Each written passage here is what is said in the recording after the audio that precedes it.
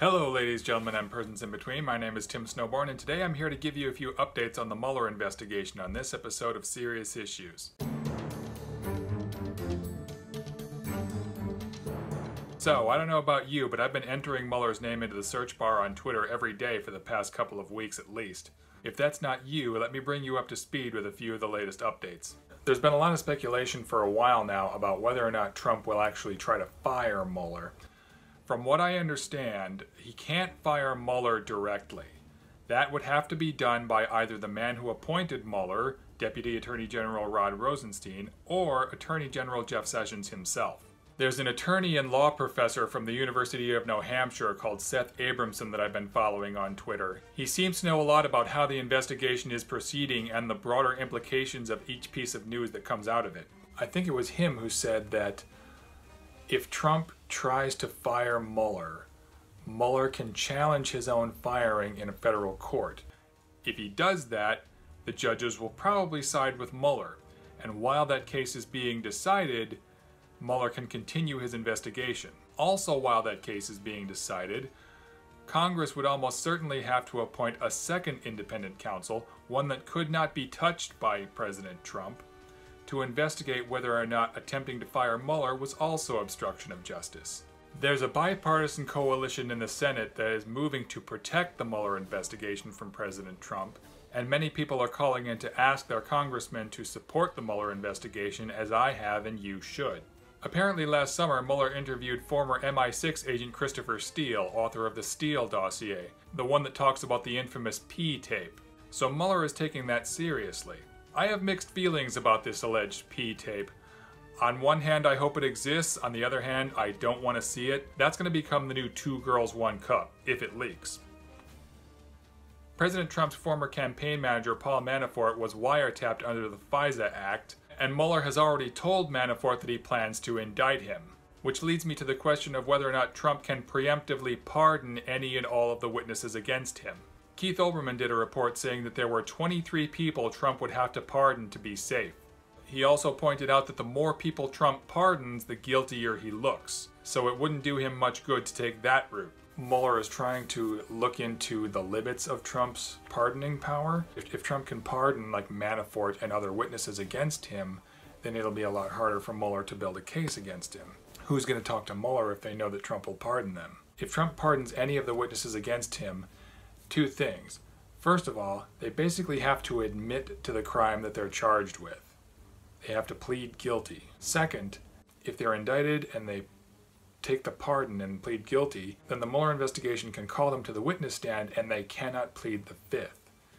If they take the pardon, they can't plead the 5th when Mueller brings them to the stand anymore. They lose the right to plead the 5th once they admit to whatever crime they're charged with. The most entertaining part of all this for me has been the reactions from conservatives. A lot of them want Mueller fired yesterday. They complain about how long the investigation has taken and how much money Mueller's team has cost the taxpayers. As far as how long the investigation has taken, let's remember that it took 2 years for the Watergate investigation to nail Nixon, and that was just a burglary.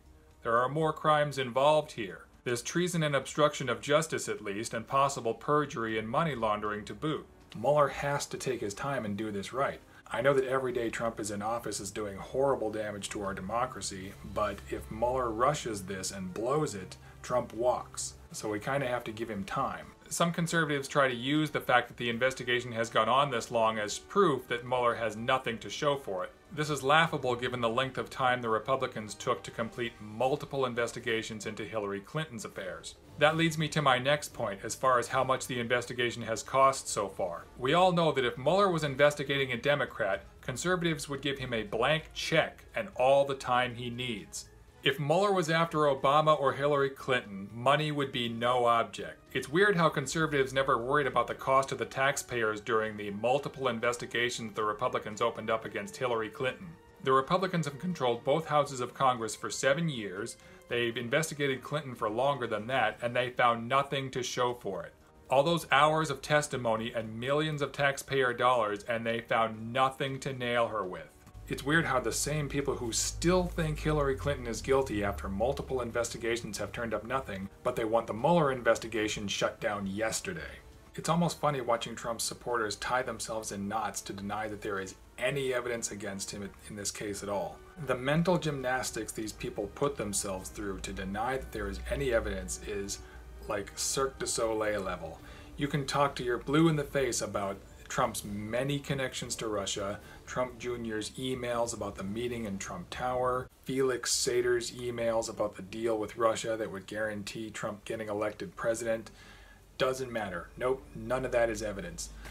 As far as they're concerned, until the case goes to trial and the evidence is presented in court, there is no evidence at all. They don't seem to understand the difference between evidence and proof. Proof is a smoking gun. That's what they're looking for. They want proof. Evidence is something that suggests that a crime was committed. There is lots and lots of evidence right now, so much that it's very difficult to deny that Trump is guilty. There may even be a smoking gun, but Mueller has to be careful because, again, going back to the pardoning issue, if Trump can pardon the witnesses against him, it's going to be harder for Mueller to put together a case against Trump.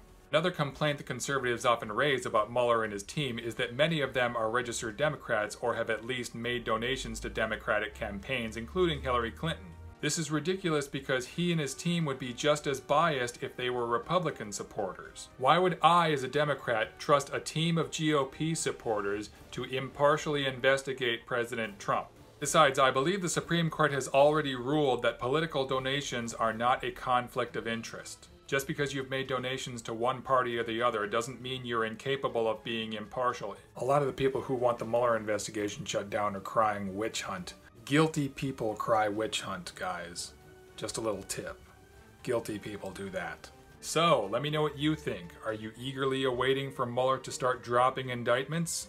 Do you think Trump's going to try to fire him? Do you think Trump's going to try to pardon all of the witnesses against him? Do you think firing Mueller or pardoning all those witnesses will do him any good? If this is your first time on my channel, I would love to have you subscribe and join me for future conversations, and check out my previous videos for more. I'll keep you posted on the situation as it develops. I'm thinking of doing these Mueller updates once a month. Thanks again for joining me, everyone. Talk to you later.